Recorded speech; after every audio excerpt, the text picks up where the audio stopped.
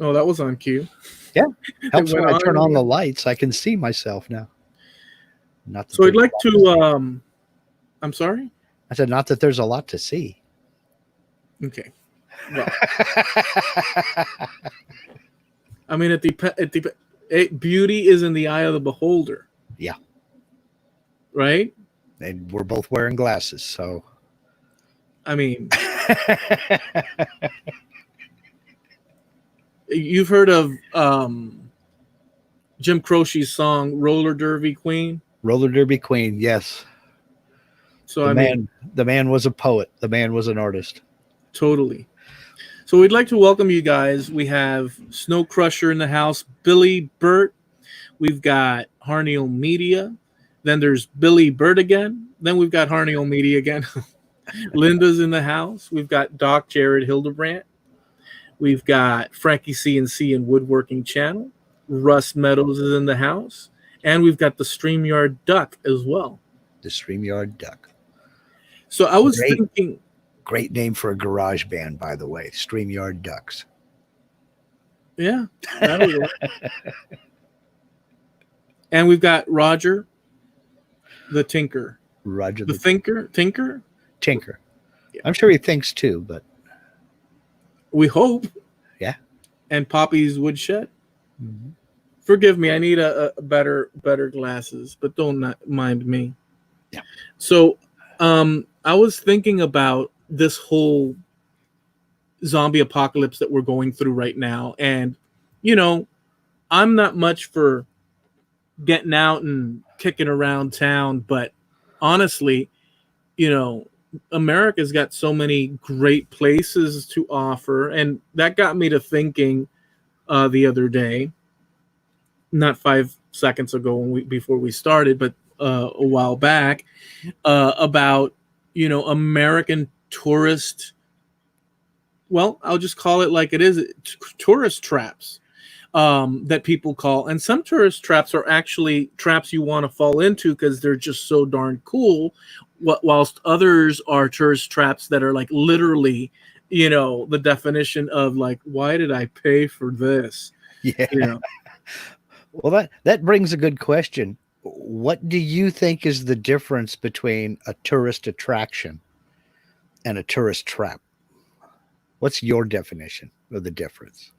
See, I've always considered a tourist trap something where, I guess, out of like one of those horror movies when a group of teenagers stop in the middle of some sort of like backwards town and they open up the ice box and to get some ice for their drinks later on down the road, and they see like a severed head sitting in there, and the girl screams, turns around, steps on a shovel, hits herself upside the head, and all of a sudden, the workers there are pulling them into the ice room and hanging them on hooks.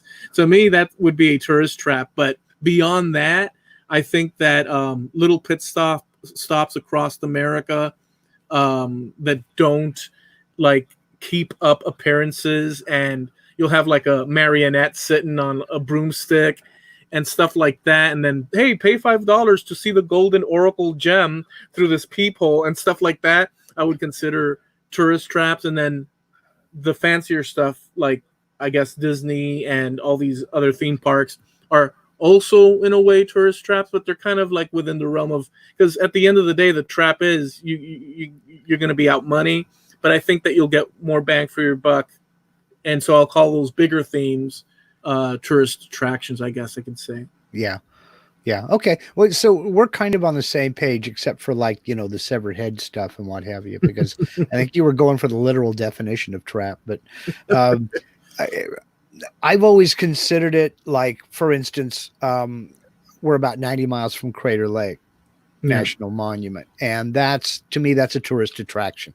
People come from or all over the West Coast, and I don't know, does anybody travel from the east specifically to see that? But if they're driving by, they'll cruise through. But people come to actually go see that. That really is one of the wonders of North America. And like the Grand Canyon or the Everglades. that's an attraction. That's something you go to see to take in the environment, you know.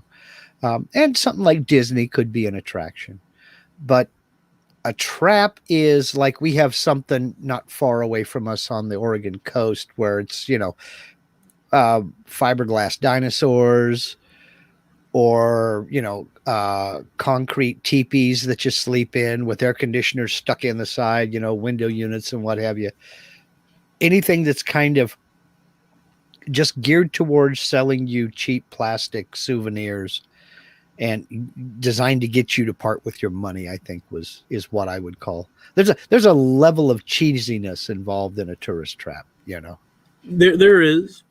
I kind of like the not to take it into the world of film, but I kind of like the use of Americana in films when it comes to horror movies, a la Texas Chainsaw Massacre and a number of them, where you'll have like this lady sitting behind a counter at some bubblegum shop slash no petroleum sold here gas station, and you know the looks are all weird, but the teenage kids are on vacation and they just can't put, you know, one plus one together, you know. And it might happen to be the situation that we as the audience are hearing the music, like the violins going jing jing jing jing, and they can't hear it because they're in the film. But because I don't know what I'd do if I were in that situation myself, because I'd walk right in if I saw some, you know, some people sitting, you know, or I mean, there's places like that in Florida, here down the road, that are away from the city. As you travel, all of a sudden you're no longer in, like, you know, pampered Miami and whatnot. You know, things are a little bit more rugged, and I kind of like that within movies and stuff. In real life, it's kind of, you know, reality is based off, or fiction is based off of some things uh, from real life, Sure. and there's places that are pretty creepy, you Yeah. know. I don't equate it with country versus city because I mean there's some pretty cheesy tourist traps in major cities. You know, um, I'm going to cheese off a lot of people here. I use the word cheese a lot for some reason, but it's just my replaceable word for all things dirty, um, as well as cheap and kind of hokey. But I'm gonna upset some people when I say it. Fisherman's Wharf in San Francisco is a major tourist trap. I The love it though, the whole place. Now, if you're sticking with certain restaurants, you're fine. dude. But the whole place is designed just to part you with your money. Dude, can I just interject one thing about one of my fondest memories of visiting San Francisco was Uh-huh. going down to, I'm not going to sit here and I'm going to tell you right how it is. I went down to Fisherman's Wharf and we sat in this little floating boat restaurant, Mm-hmm. and I had myself a awesome bowl of clam chowder, Oh dude. yeah. It was freaking Oh, great. I'm telling you, there's some excellent food down there. And if you're going for the restaurants, it's the right place to go if you're going for seafood. I mean, Alioto's, get you some Dungeness crab there. I mean, one of my favorite meals down there was a crab louie, which is a green salad with crab meat and a special dressing and everything else. Real good stuff. But go into one of the convenience stores. And I mean, it's nothing but I love San Francisco stuff. It's just the typical tourist souvenirs. I mean, Yeah. and we're not talking about ma and pa, we're talking about corporate tourist trap stores. You know, even the 7-Eleven has, you know, you go in to buy a comb because the wind's blowing and it's shaped like a fish skeleton, you know. I Yeah. mean, it's like, what are you gonna do? It's it's the cheap, cheesy trinkets, you know, the 3-inch tall Coit Tower keychains or the Alcatraz prisoner number 454 with your name on it keychain or the I Mm. Heart SF bumper stickers and stuff like that. It's Yeah. there's a cheesiness to certain parts of Fisherman's Wharf, but there's a little bit you go into some of the restaurants and I mean, God, it's excellent food. I think But so. I totally I agree with you. As far as the excellent part, I didn't. We ate at night, and it was great, and it was cold, and the soup was, and to me it was like all that and more. But so yeah, so I didn't experience the full walk Mm, through. I just went for one right. specific purpose. There. Yeah. And then you did it right. And it's the same thing with Chinatown. A lot of the stores in Chinatown are themselves tourist traps, but others are not.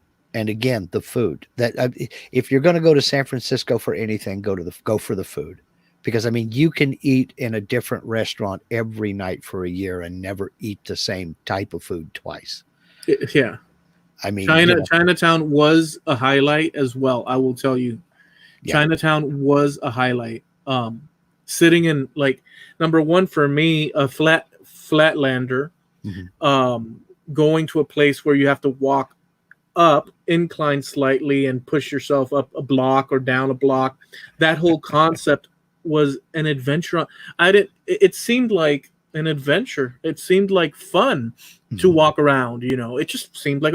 And I went into one little restaurant, Chinese restaurant, and you're sitting bumped up against other people, and mhm, they're preparing your meal. They bring you your meal, and you're all crunched up in there, and you have your meal. At first, I was like, "That's too crowded." In my mind, being from Miami, we have plenty of space. You would think not, but we do, because it's all flat, so you can actually push chairs away from you. right, Um, but in that restaurant, you were all crowded up right, amongst yourselves, and but it was great, man. It was great. yeah. And I mean the variety, because going there, you can't go to Chinatown and say we're going to have Chinese food, because that's just too broad. It's like saying you're going to have American food. Well, are you going to have Southern? Are you going to have Northeastern? You're going to have seafood? You're going to have Texas barbecue? What are you going to have? Because I mean, you got Szechuan, you've got Mandarin, you've got Cantonese, and that's just three right off the top of my head. Every little single province is represented there, man. And sometimes three and four in the same restaurant. So that's why I say you can eat at a different restaurant every day, every night of the week for a year and never have the same type of food twice. Yeah. Because, I mean, when was the last time you had Greek or, Croatian or East Indian or, Cambodian? You can get it all. You turn your head across, out the window across the street, and you see Yeah. like another window in the restaurant. You see people with mallets and monkeys and slamming. Yeah. Well, yeah. I mean, Clunk, clunk, clunk, clunk, clunk, clunk, clunk, clunk, clunk, clunk, clunk, clunk. What are they having? yeah, what's going on over there, man? We're gonna go there tomorrow. I'll skip.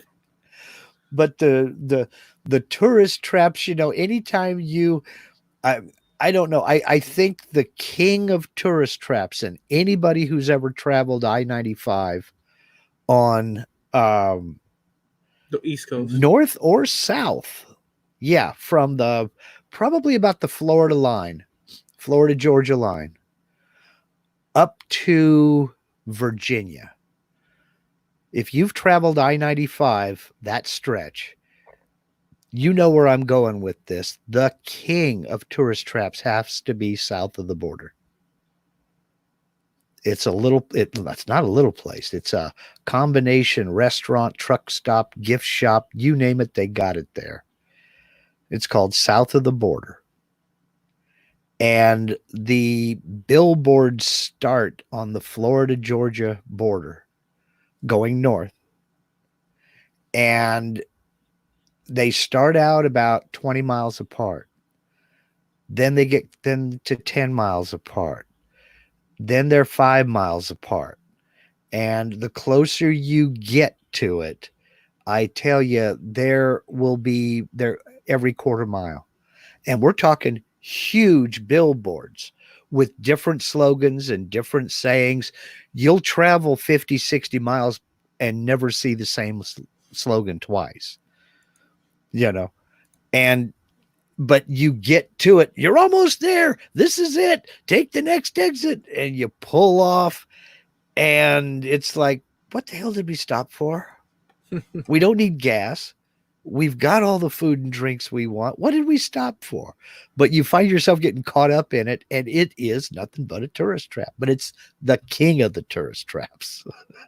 I don't think I've ever been. There's a restaurant called South of the Border here, but it's a Mexican restaurant chain, I guess. But I've never seen that particular. But then again, it's been decades since I traveled past that, going north out of Florida. It's on the North Carolina, South Carolina border. And of course, it's in South Carolina. Little place called Dillon, South Carolina on I-95. And it's a hotel and, a motel rather, and restaurant and big truck stop, gas station and what have you. But he is good at hyping it up. But when you get in there, it's all the same stuff. I mean, it's nothing but south of the border merch. But he pulls it off. I mean, they're selling stuff left and right, and the parking lot's always full. So he's doing it right.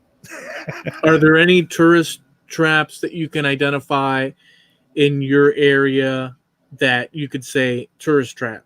Oh, yeah. One is called the Oregon Vortex, the House of Mystery at the Oregon Vortex. And this is one of those places where, if you look on YouTube, you'll find videos of it, and I'll look for some. It's about maybe 10 miles away from me here. It's one of those places where you've got a cabin and they've got a rail mounted to a wall and you can see that it's pointing down. But they'll set a bowling ball on the bottom of that rail and it rolls uphill.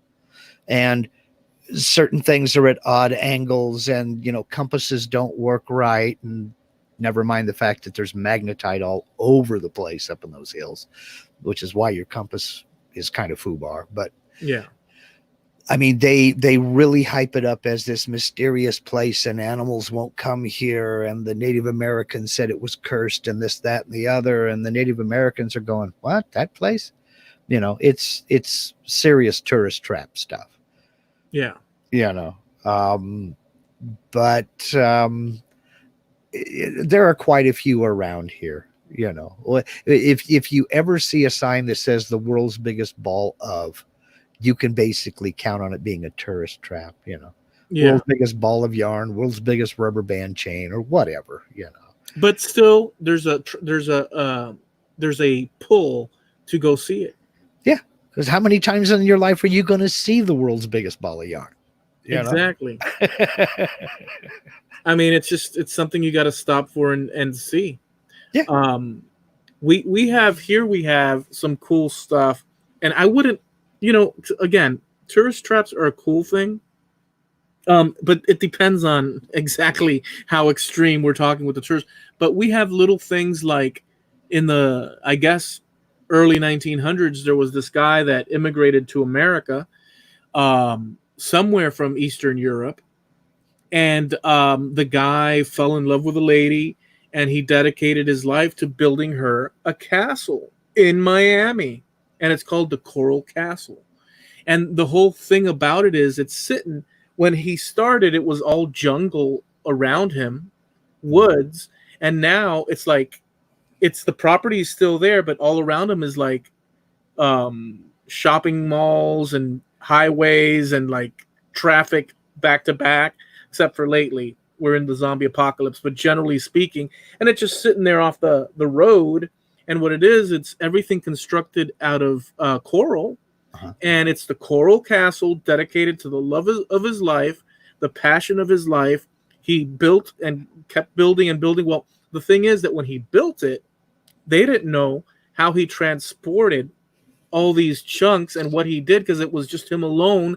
And people didn't see any equipment when he was there. And just a bunch of mysteries arose from the guy. And they said that he had the power to levitate with a special thing he brought from Eastern Europe. And that he was like a doctor of, this weird science. And he'd float these huge slabs into place and stuff, and just weird stuff.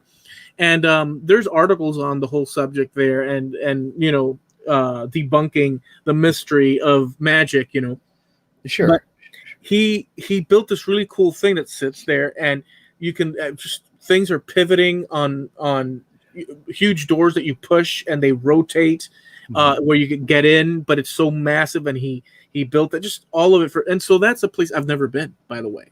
You've never been there. I've passed by it a million times. I'm like, because it's like, look, you know what it is. It's just, so like, honestly, so if I were to visit you in your town, I would probably be looking out the window like those little kids with the ice cream, going, let's stop here, let's stop there, because it's something different that is completely foreign to a person. Likewise, you here, I mean, even though it's the tropical sort of vibe that Hawaii, but you'd be like, oh crap, this reminds me of this and that. You'd be totally tripping on the environment. Now that brings up an interesting point. You've never been to the Coral Castle. No. If I came to visit you in Hawaii, would you take me to go see it if I wanted to go see it? Would you kind of put up with it and go, okay, I'll have to finally go to this thing? Wait, if I wanted to go see it. No, because what you just said, I don't know if you listened to what you said, but you said if you go to Hawaii. Did I say that? Miami is what I meant. If I visited you in Miami. No, but see, you put. Did I say Hawaii? Yeah, you did. You said said if I go visit Hawaii. You said if I go visit Hawaii, and I'm thinking, how's that going to work exactly? Yeah, you're right. It wouldn't. But no, that's what I'm. But yeah, I think it's a valid point. If I came to visit you in Miami, and I wanted to go see it, you would go. You wouldn't just drop me off and say, "Call me when you're done." Yeah. No, look, I'm going to sit in this. Look, you go ahead. Look, enjoy this place. I'm gonna sit here in this parking lot because that's like that's too Miami to do. I'm not gonna. I'll just sit in the parking lot like my dad used to do that. My dad used to, and once or twice he'd take me to get comic books, and he'd take me to get comic books. So he was really cool to do this. And every Sunday when things came out, issues came out, he'd park in the parking and he'd say, "Okay, son, go ahead," and he'd turn on the car radio, listen to news, talk news, and he'd turn on his cigarette and he'd lean back and like, so it was his time to just sit and smoke and listen to the radio. I said, "Dad, aren't you gonna come? Because the new Batman is coming on." This and that. He says, "Go ahead, son, go ahead." He could give a crap. He had peace and quiet, could listen to the radio. He was set. So I wouldn't do that to you. I wouldn't say, "Mark, go ahead, Mark." Just I would go with you. I would definitely do that in that scenario, but out of my own. Could you imagine? I'm driving down, like, let's say I'm going over to Brandsmart USA, the place, and I need a new, I don't know, air conditioner, I don't know, and I see the Coral Castle. I'm like, no, man, this is it. I'm going it. I've never set aside time to say, let me go investigate that. It's just one of those things that it's always there, and you're like, why bother? Like, it's and that's an American thing. I really think that's an American thing because we lived probably about 6-7 miles away from Virginia City, home of the Comstock lode, the big silver rush. I mean, the richest deposit of silver ever found on planet Earth. We lived about 6-7 miles from it, and the entire town is a national monument. Went there when we had to. If somebody else wanted to go, or if she had a parade or something like that, we would go. But we didn't want to go up to Virginia City. They had mine tours and things like that. Never went in one because it was right there close by. We could do it anytime we wanted to. So you never did it? We just didn't want to. Yeah. But some of those places up there were tourist trappy as well, because you had the Silver Queen Casino, and we're talking about, this is just a little, the false fronted wooden old Western town kind of thing. It's maybe 15 feet wide and about 60 feet deep, and it's a bar on one side and a whole bunch of slot machines. And they call it the Silver Queen. There is a mural, a portrait of a woman on the wall, and her dress is all made up of silver dollars. That what Carson City silver dollars that was silver mined there at the Comstock lode. It's tourist trappy as heck. Why would you care about that? You're looking at a bunch of silver dollars, and the thing's huge. There's like $10,000 in silver dollars in this mural, but that's no reason to stop the car, you know. Well, it's a funny thing, but the old saying of, stop to smell the roses. Mhm. Um, I think there's a lot to that because after all, at the end of the day, it's all an experience, and life is. I mean, or at least that's the conclusion I've come to a while back now. Like it's all an experience anyhow. I mean, what the heck do we know apart from that? We don't know anything. All we know is that, hey, look, I'm kicking, I'm Mhm. breathing in oxygen, and oh look, there's a mountain, oh there's a tree, and that's so the stop and smell the roses or the flowers makes sense to me. But even so, and though I intelligently understand that, hey man, go ahead and take that walk and see the orchid Uh-huh. groves and go ahead, but the human beings are like weird. I'm like, screw that. Yeah. You can have the most beautiful. Hey, you want to go? Like, maybe it's me, Uh-huh. Eloy. Quick, man! It's the most fantastic sunset. The red and orange colors are clashing, creating this aurora borealis effect, and this and that. Okay. Like Yeah. we're so capable of throwing Yeah. things We to. are. You know what I'm saying? It's like. Yeah. We It's, we are. We are. I'll put it to you this way: the whole time I was working on Waikiki Beach in Hawaii, one of the hotels, they set off fireworks every Friday night, um, down on the beach during the summer. Every Friday night, and it got to where you heard them, you didn't even pay attention to them. yeah. You get it up there lighting off fireworks. But how many times do you see fireworks? Well, if you live or work down on Waikiki, you see them every Friday night. But any other time of the year, it's a big deal. It's a big deal for 4th of July or New Year's, Right. but it's not a big deal for, June 13th. It just doesn't make it's not important anymore. I Yeah. mean, it's just the whole thing about that. You could have this most spectacular thing, but the whole thing is from your perspective. You could see something. I mean, it's all what you call um, it's point of view, right? Something Yeah. can be spectacular and worth watching, while another person's like, screw that. I'd rather watch this, Oh yeah. episode of Matlock or whatever. Humans are a funny thing, and that's a great thing too. It keeps it interesting.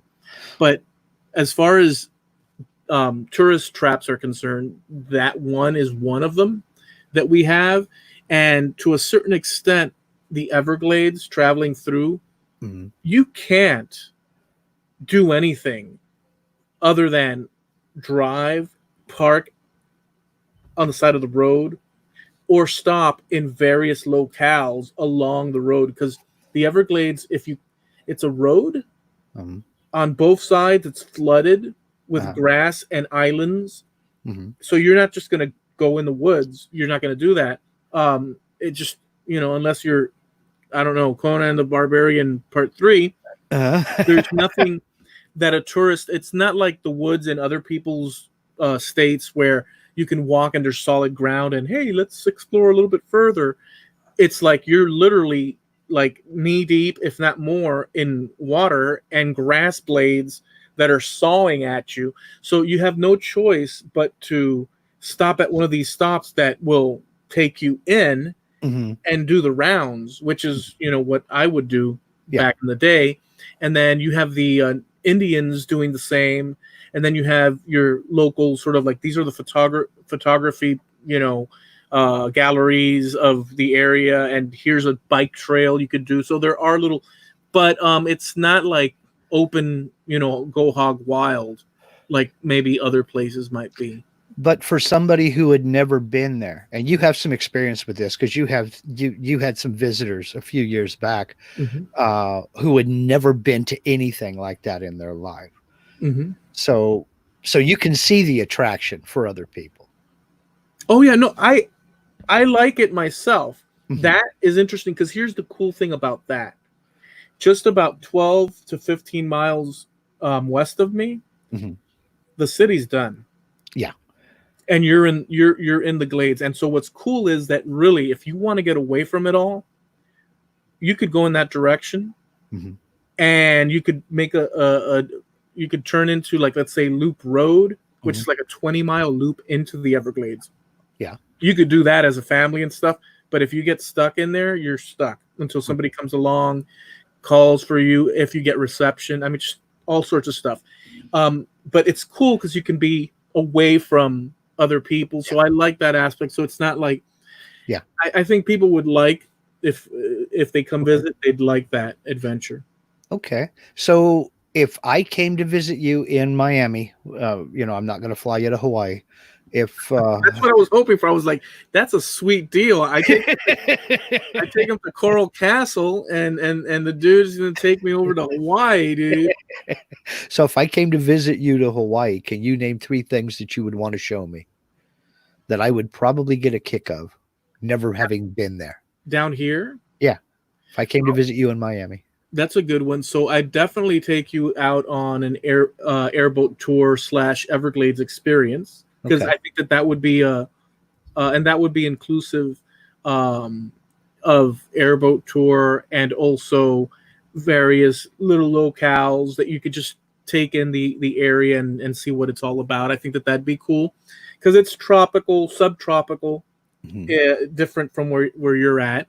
Although you've experienced the Hawaii thing, but you'd get a sense Yeah. of it. The It's Indian, different. It is different. it's different. There's the Indian tribes here. It's different. So that'd be one thing. And also on the flip side of that, like as far as some traditional Cuban food locale, Oh yeah. that'd be a good experience because it's a whole ritualistic thing because you're seeing the people that are coming to serve you and interact with you, and you're getting a vibe of what that's all about and Mhm. the area outside. So it's not just that you're eating; it's Local getting, flavor. you're getting the local flavor. So that'd be the second thing. And I guess the third thing would be, I mean, so Miami Beach is a good experience to have because even though you're not, I guess it's overcrowded in my opinion. If you come during the zombie apocalypse, Uh-huh. you'll be There's nobody there, so we're cool. yeah. But the beach is a good thing because you can see the Art Deco.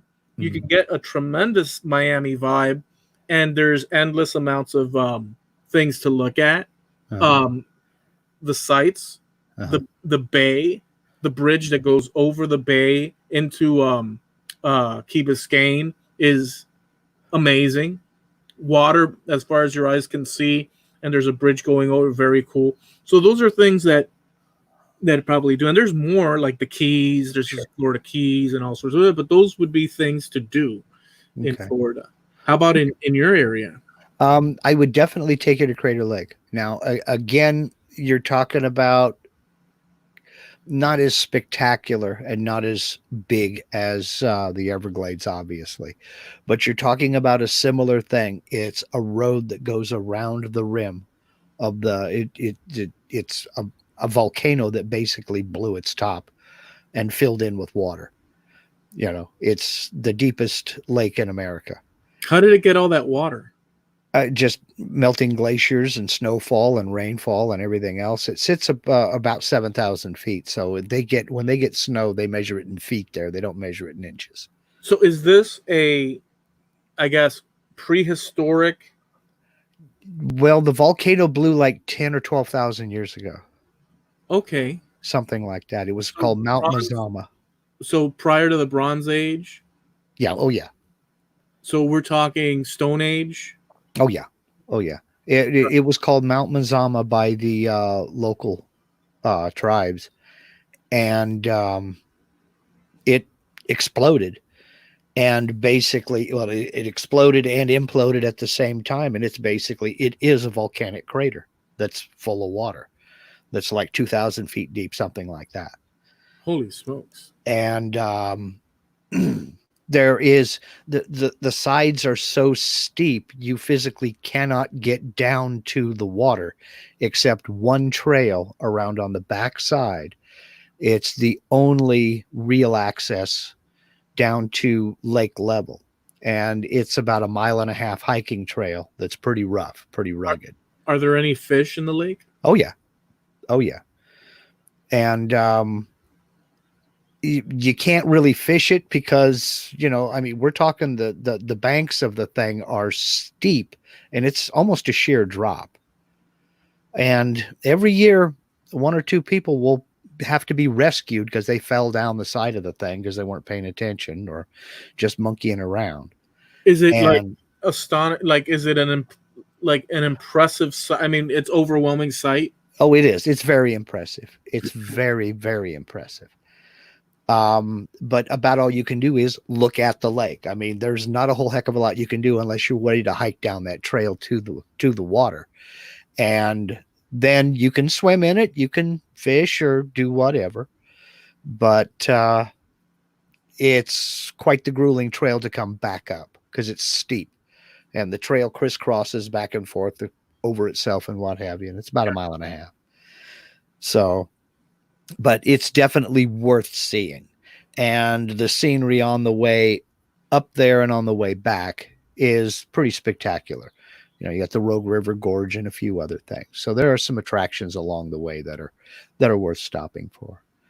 I'd take you on a trip up the Oregon coast because I know you're not a beach person, and it's a good thing because Oregon beaches are torture because the water's cold. It comes right out of the Arctic, and it's almost constantly windy. But some of the most spectacular cliffs and shorelines that you'll ever see in your life. There's some gorgeous scenery up there. That's got to be spectacular. Oh, it is. It is. But something out here on the West Coast. So that's two right here locally. And I guess the third is I would just take you on a trip up in the mountains because you're not a mountain guy. But being able to drive up to, say, the summit up Anderson Butte and look out over the entire Rogue Valley as the sun goes down behind you, and then see all the lights come on of the 7 cities that fill the Rogue Valley. And you're looking at the whole thing. It's really awesome. It's really, really cool. Now, I don't want to, for everyone listening and stuff, I mean, Mark just took me through this whole thing. But if I recall well, Mark, I actually fed you while you were here in Miami. There was feeding time. There was 2 adventures and a feeding time. All I heard from Mark is adventure, adventure, adventure. When does Eloy get to eat? Well, see, while we're on the Oregon coast, I'm going to take you to one of the best kept secrets in the country. And that's a little place called Louis' Blue Whale in the little town of Yachats, Oregon. Damn. There's a lot of weird names here because it's Native American, the various tribes. Cool. They have the absolute best fish and chips you will ever have in your life, and I would challenge you to eat a whole plateful. Dude, you just but wait a second. I don't want to. You just touched the sweet spot. So I'm gonna just ask you a question, and I hope the answer is right. And if it is, I'm gonna get goosebumps. Is this beer battered? Yes, sir, it is. Oh man.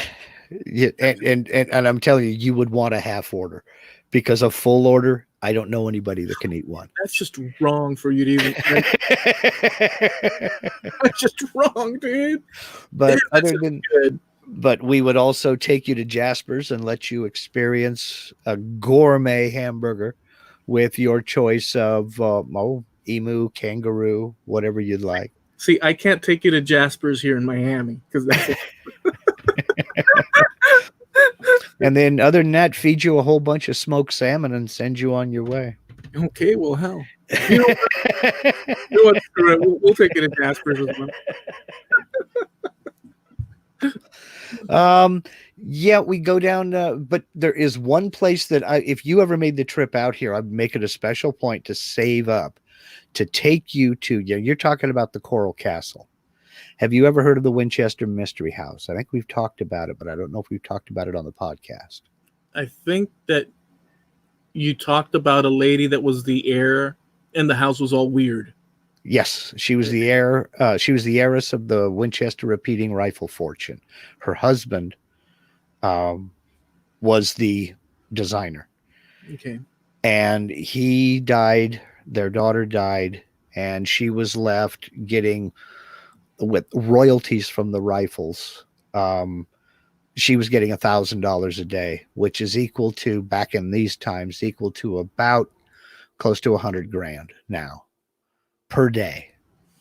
And the legend has it she met up with it. She always believed in spirits and what have you. Legend has it she met up with a medium who told her that her husband and daughter were taken from her by the evil spirits, who were killed by the Winchester repeating rifle. And the only way she could appease them was to buy a house and build on that house and never finish building. So she came out to bought a little farmhouse in what became San Jose, California. And it was like a 3-room farmhouse. And within about a year of buying the house, she started building. And as it sits right now, it's 160 rooms. They're not all finished. Most of them are unfinished, as a matter of fact. But construction started about a year and a half after she bought it. And it ended when she died in the 1920s. And she lived to be how old? She was, I want to say she was in her early 90s, may have been late 80s. Well, it worked. But, you know, that was part of it. She was to build on this house. She would live as long as construction kept going. And the house was meant to house the spirits of those who were killed by the Winchester repeating rifle. I mean, so she was a little off her nut to begin with, but if you're getting, basically what's the equivalent of $100,000 a day royalties, what else have you got to spend your money on? There was no internet. So you might as well, but she could have put it to good use and mailed everyone from this podcast, Trampled Underfoot, looking to the future, and our guests that are listening. Yes, yeah. A nice little solid, Well, when you consider that nobody here was born then, would have been a fun trick. But if anybody could have done it, she could have.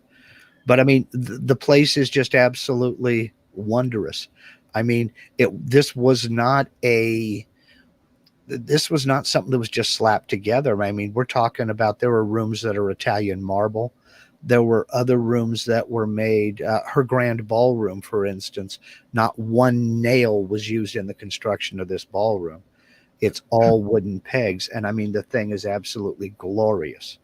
It's just beautiful. There's stained glass everywhere. There's crystal chandeliers with real lead crystal, not fake El Cheapo cut glass or molded glass. I mean, silver filigree and gold and things like this. I mean, this was really something. She was going all out on this, nothing but the best. And she just built and built and built and built and built. And what she left behind is really something to see.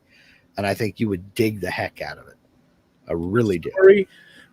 Well, we did go through it that one time, and we did aerial views and stuff, if you recall. Yeah. And it's now sitting surrounded by city, which is an amazing thing. And that's exactly what happens, cities, develop all around, and what are you going to do?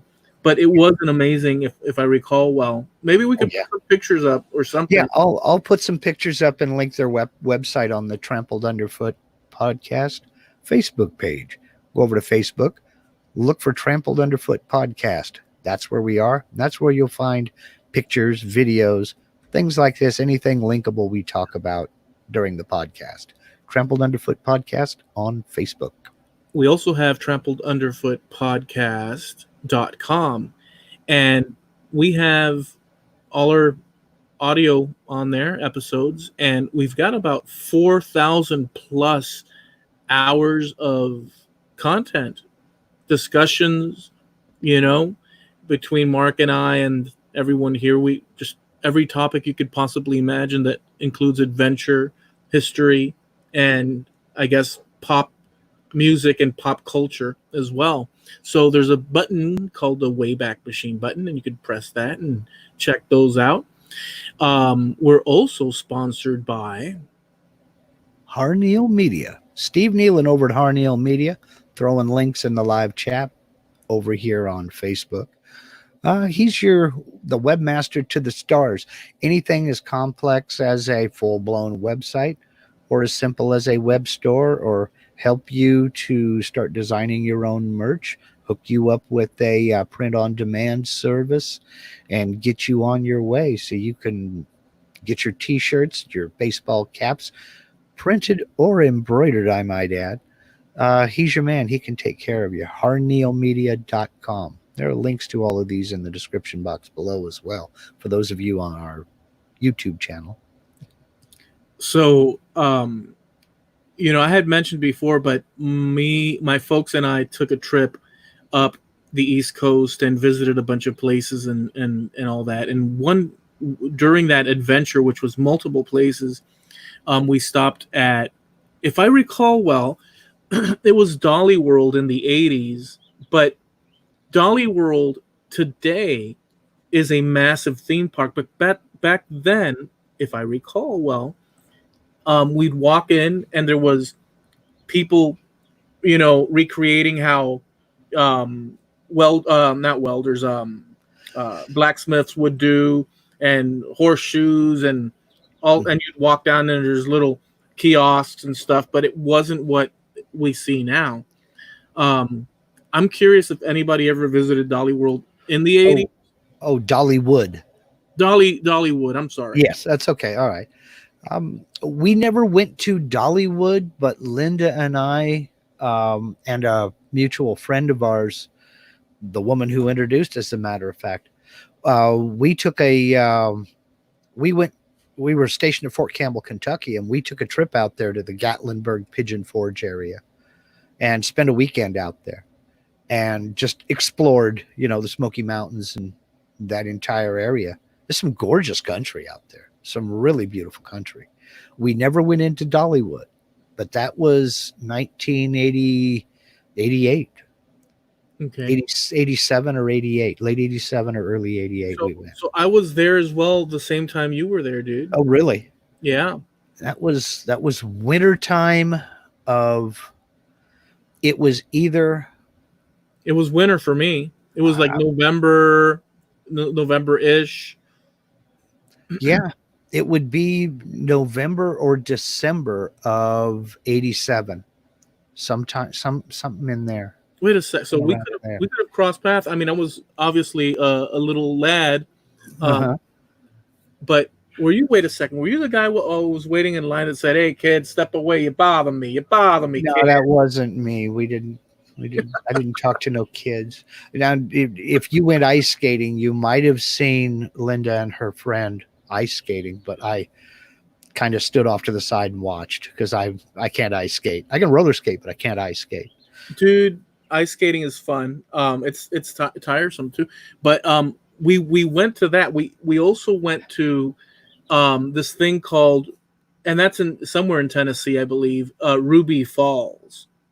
And what it is it's an underground waterfall. Mm-hmm.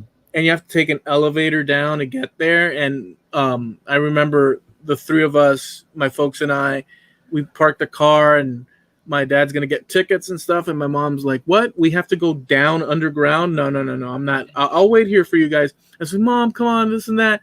And so finally my mom said yes. We all went down. The elevator kept going down. And it freaked out. And my mom freaked me out because she was freaked out, because before I was thinking, "Hey, no problem, let's go." But since she was worried, I'm not an idiot. I'm going to take my cue from the adults around me. And my dad was all right, just sitting there waiting.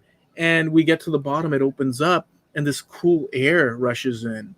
And we start walking around, and you're walking through these caves, and there's humidity in the caves. And all you can think of is, can this thing crash down on us? But you could tell that it's been, the stalactites and whatnot. And then it opens up into this huge cavernous room with the lights hid behind rocks and whatnot, lighting up this fall. And then they have a show with different colors, and you can see all the way to the top. Like the light is like dim because that's the outside. and Yeah. you're literally inside an underground cave with a waterfall. Wow. Wow. No, we didn't do that because Linda does not do caves. She's claustrophobic. She doesn't do caves. She doesn't do caverns, none of that stuff. Tried to get her to go to Oregon caves here. Nope, won't do it. Carlsbad Caverns. Nope, won't do it. She just, Linda, if they said, okay, Linda, we're gonna give you $150 plus these coupons for Walmart after the zombie apocalypse, will you do it then? We'll just leave that out there for her. no, she wouldn't do it.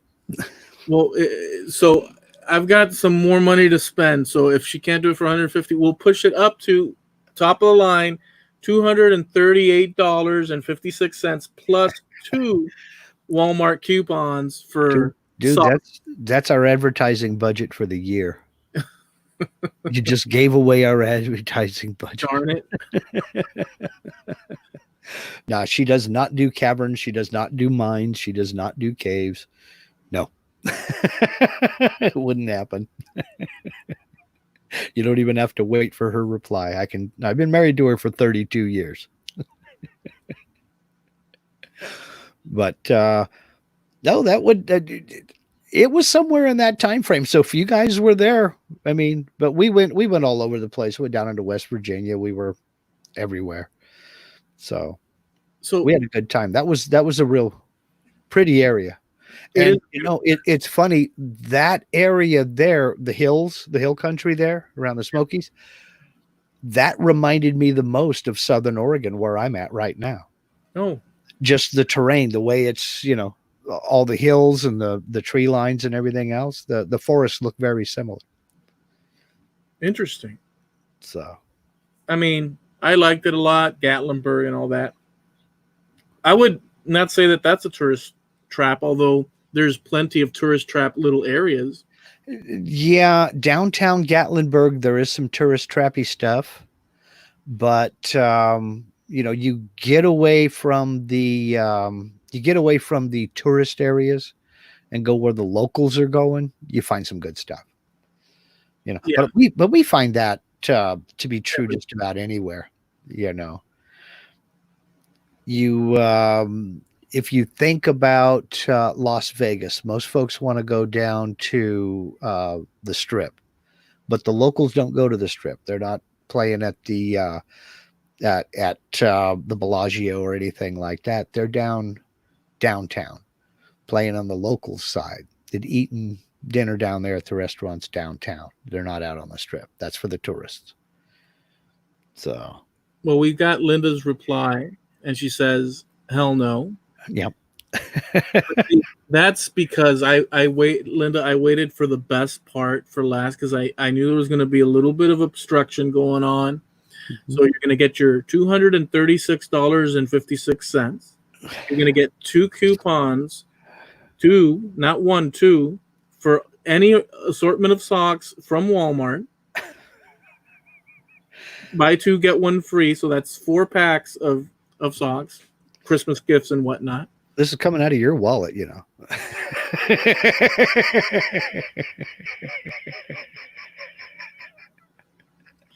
And I'm trying to pull out of my brain, not to say something else, what else I can offer. I'm trying to keep the amount low so it's so ridiculous that anybody would say no.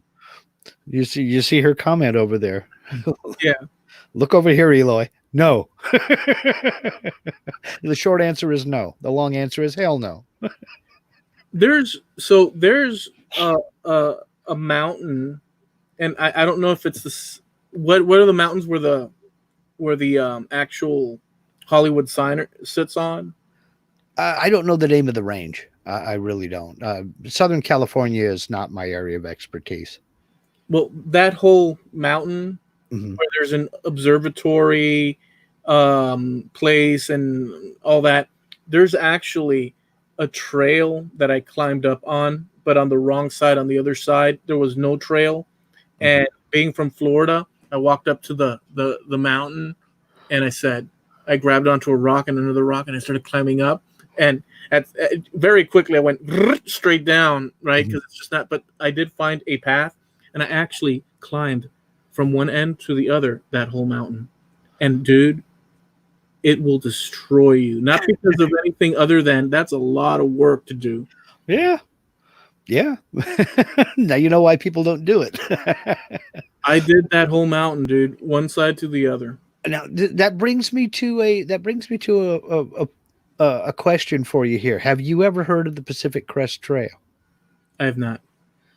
The Pacific Crest Trail is I hesitate to say footpath, but it is a marked hiking trail that Okay. starts at it runs the entire length of the West Coast. Okay. It starts at the California-Mexico border at mile marker 0, and it goes all the way up to the US-Canadian border. It's over 2,000 miles. And every year there you will find a bunch of people who set out to hike the entire Pacific Crest Trail. And it takes the whole summer to do. Any interest in doing anything extreme like that? Do you have any kind of a, man, that would be cool, I'd like to do that I would. story? I would love to do something like that. I do have an adventurous streak. Mhm. Not for like danger. Let's say putting myself in like, hey, will you walk across this ravine on this like ledge? I'm not into that. Yeah, me either. You know, it just doesn't. It doesn't. I don't care to put myself. I mean, I'm not looking for that kind of like. Yeah, but something like that, I would definitely, if I had the ability to not worry about other, you know, things in life, I would, and just I would do that and document it, and this and that would be awesome. Yeah.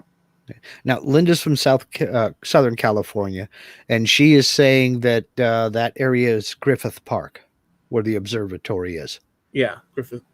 But the mountain range is another name, I think, because I remember that there is another name to it for the actual mountain range, but Yeah. that observatory is the Griffith Park Observatory. Yeah. Okay. Which is awesome, by the way. What a beautiful, I always say that. It's just, what a beautiful, the West Coast is really, really pretty. Yep. Just looking it up, the Pacific Crest Trail is 2,653 miles.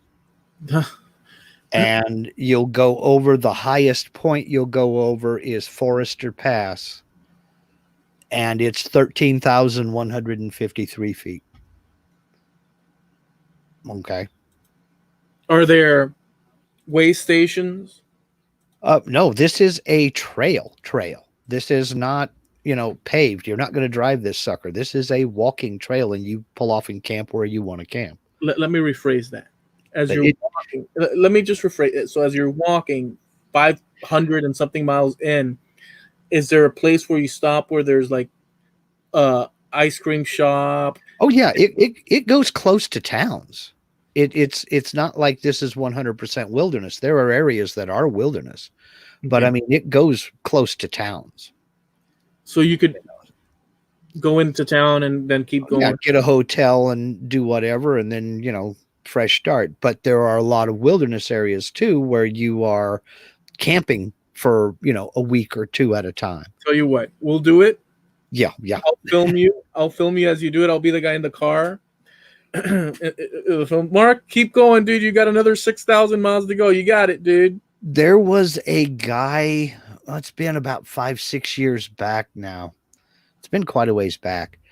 He walked the entire trail, and I don't remember how long it took him, but there are mile markers every mile, unless somebody's knocked one over or something like that. But there are mile markers every mile along the trail. And he stopped at every mile marker and took a selfie just to kind of document any changes in him as he hiked the entire trail. And the whole collection, he put them up on a website and the whole thing. I'll have to look for it. If I can find it, I'll put a link over on Trampled Underfoot Facebook page. But every mile he would stop, take a selfie, and then keep going. And he did that for several months. I will say this. There's a guy in England that lives on the English border with what are these people? Scotland? No, the other ones. Wales? The Welsh. and he decided to plot a straight. His idea was, regardless of obstacle, to plot a straight line from his front door to the coast. Okay. And he would do it with trying not to deviate from that line with GPS and everything, Mhm. regardless of obstacle. Okay. But he mapped it so that it wouldn't go through somebody's actual inside their house, Hmm. but there was no way to get away from going on people's properties. Right. So he mapped it. And the dude did it and he filmed it. That's cool. The dude went through hell. You've got to see that. It's amazing. I'm going I'll have to look for it. I'll have to look for it. As far as adventure, I'm not a hiker. I'm not ding dong sure not a mountain climber or a rock climber or anything like that. But for some reason, don't ask me why. I have always wanted to winter over in Antarctica, and I don't know why. I just thought that that would be the ultimate adventure. That's to crazy, Mark. to spend 1 year on Antarctica. I don't know what I would do. I don't know how I could help any research projects going on or anything like that. But I always wanted to spend 1 year on Antarctica just to say that I had wintered over there. Antarctica. Antarctica. That's How many people can say they've done that? You know? I mean, Don't ask me why. I've never done anything to try to act on it. It's just always been in the back of my brain that that would be a cool thing to do. you know what, dude? You should do it. Yeah, no, I just turned 59. I'm too old for that stuff now. They wouldn't take me. No, but I think that there's tours to do that. I don't know about staying that long, but at least put stepping on the. Oh yeah, you can take tours out of Christchurch, New Zealand, down to Antarctica, but just to say that you've stepped foot on that continent. But I wanted to somehow have a job at a research station and spend a year there. I just thought that would be a cool thing to do, because how many people get to say they've done it? I've seen that movie. It's called The Thing. Yeah, well, Even Antarctica is not safe from horror occurrences. well, how many vampire movies can you make? I mean, you got to start pushing the limits, And if that means you include the continent we know the least about, I mean, that just adds to the mystery. Yeah, that's an insane thing. But yeah, that's kind of a out of the way thing for you to mention. It's not something that a lot of people would have in the back of their minds, but that's an interesting thing that you'd say that. Yeah, I think just about all of my adventures are land based. I did too much flying in the Army, and I'm not much for. I mean, I'll go out on a boat and do what have you, but I've never been one for ocean voyages or anything like that. I'm not much for it. I know my place in the food chain, and I don't believe in slapping fate in the face. So land based, it doesn't have to be mountains. I mean, we lived in the desert, and that was pretty cool. Now we live in the mountains. That's pretty cool. I mean, I say we live in the mountains. We're down in a valley, but we're surrounded by mountains, and we go into them all the time. There was a dude, and this was like last week or the week before last. He's got a channel, and he's a sailor. He's got like a 23-foot sailboat. The dude took off from California. I think it was Santa Monica. And he traveled, I don't know how many days, and ended up in Hawaii. And he filmed his adventure throughout. Yeah. And it was crazy. Yeah. And the dude, I mean, after I don't know how many, a month and a half or something like that. I don't know how long it was. It was a long time. It was beyond a month for sure. And sailboat. And he did it, dude, in the rough waters and stuff and the whole thing. And he even had birds landing on his boat to take a rest. I mean, just everything you could imagine. He had water coming in, and he'd have to bungee tie, you know, and just a bunch of stuff. And too much work for me. No thanks. Yeah, dude, and the guy filmed the whole adventure. It was insane. And then he made it to Hawaii. Now, don't get me wrong. Hawaii was gorgeous. It was glorious. I'd love to go back. But I want to get there quick, and I want to leave there quick. I don't want to spend a month getting there on a sailboat. And I'll just hop on a plane, fly over, go explore, dig around. Back before this most recent eruption, Kilauea, at one time I thought I could crawl around on that volcano on the Big Island all the rest of my life and be a happy guy. But recent eruptions have changed the geography so much that what I thought was interesting just basically doesn't exist anymore, because it's either collapsed down into the caldera or it's been covered up by new lava flows. So I can't even say that anymore. It's a different island. It's different. It's continually growing. I mean, that's how those islands were formed, was volcanic activity. So, but it was interesting as heck. I mean, it's something that I could dig around up there and explore and have a good old time doing it. Well, all right. I think we've reached the pinnacle of our day. Yeah, we went from tourist traps to volcanoes, and I don't know that you can go any further than that. We hope you guys enjoyed the adventure today. You guys catch us over there at the Facebook page. We're going to post some things over there. And we go live every Tuesday at 9:30 Eastern, 6:30 Pacific. And again, we're sponsored by Harneal Media. That's harnealmedia.com. And they'll build you a website, web store. Very easy. Best prices on the web. And it's a personalized service. So check that out. And if you have any information, ideas, thoughts that you'd like to share for upcoming shows, we'd appreciate it that you share that with us over there on our Trampled Facebook page. Or you can also hit the contact us link on trampledunderfootpodcast.com. We read every message we get. We might even reply to some of them. Mm-hmm. Just depends. Unless you want money. Yeah, then we've got a problem. Yeah, well, then you'll be ignored in the order in which you received. So we'll catch you guys next time. Take care. Thanks for hanging with us. Have a good night.